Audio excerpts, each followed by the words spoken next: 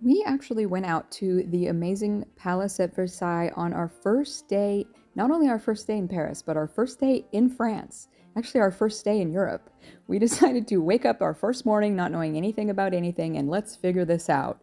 And we went out to Versailles. So I'm going to walk you through kind of what we did and how the day went and some of the mistakes to avoid. It was a lovely visit, but there's a lot to say about getting there and about seeing it. And just so you know, you will not, I defy you, you will not see this whole thing in one day. I've been there twice now, and we actually need to go back a third time. You should break Versailles up into more than one visit, or go and spend the weekend at the village there and see the palace and the grounds in two separate stays. So let's see what we did and what we managed to see and things we missed and mistakes we made. Hopefully this will help you on your trip. And I would maybe recommend don't do this your first day on the ground in France. Our second mistake, the first one being that we did this our first day. The second mistake we made was that we did not get a timed entry ticket. We did get I did get online tickets. So we had a ticket in hand to go.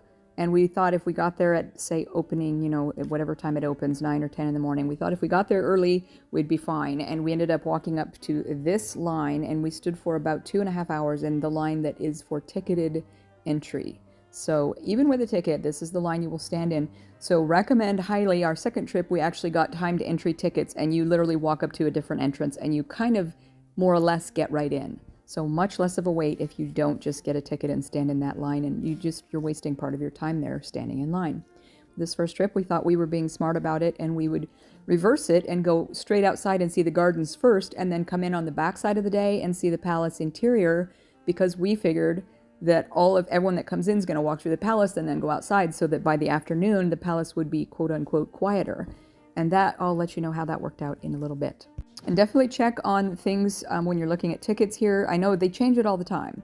So when we were there, once we got out into the gardens, that we had to buy a whole nother ticket to get further into the gardens. So I think there was at one point an all-inclusive passport that would get you through everything at Versailles. But when we were there was specific, we had to pay another, I don't know what, 10 euros or something to get past a little guardhouse to get out further into the gardens.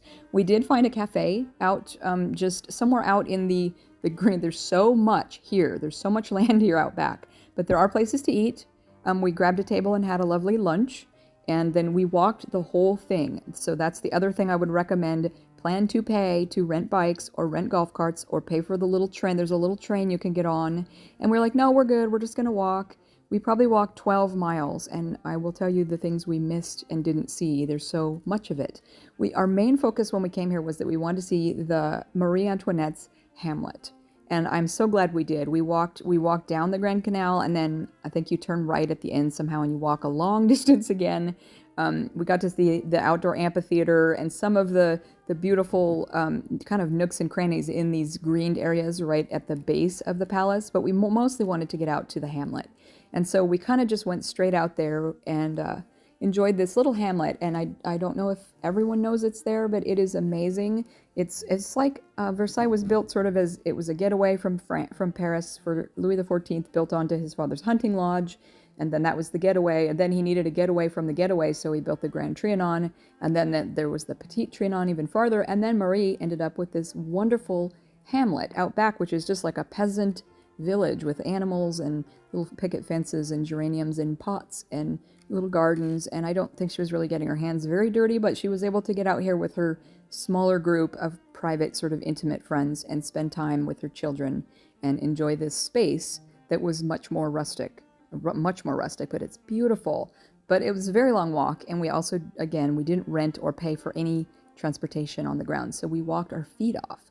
So the mistake made here was that we walked this whole thing, and we spent all day walking this. By the time we were done with this, and we walked all the way back up to the palace and thought we would go in, like, now let's see the palace, and we were kind of so footsore and sort of, it's like information overload of just seeing all the things outside. We just thought, you know what, let's just do that another time, and we didn't go in.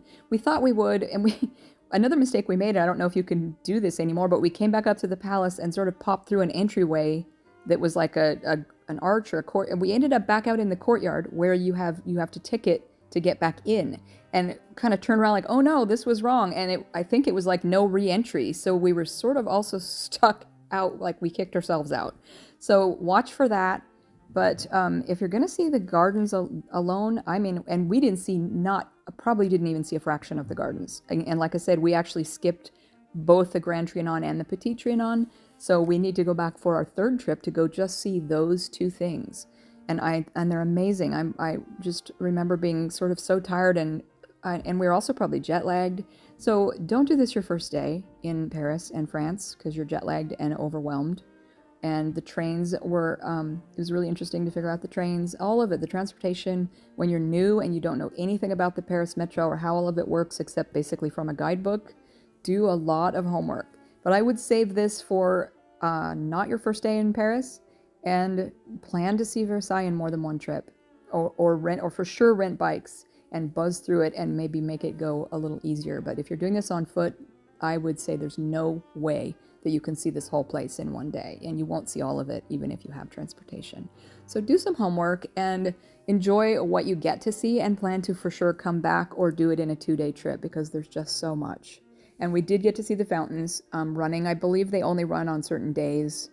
So definitely do a lot of extra homework before planning a trip out to Versailles to get the most out of it. I hope this helped you, maybe avoid some of the mistakes we made and enjoy the things that are here. Thanks for watching. We'll see you in the next video.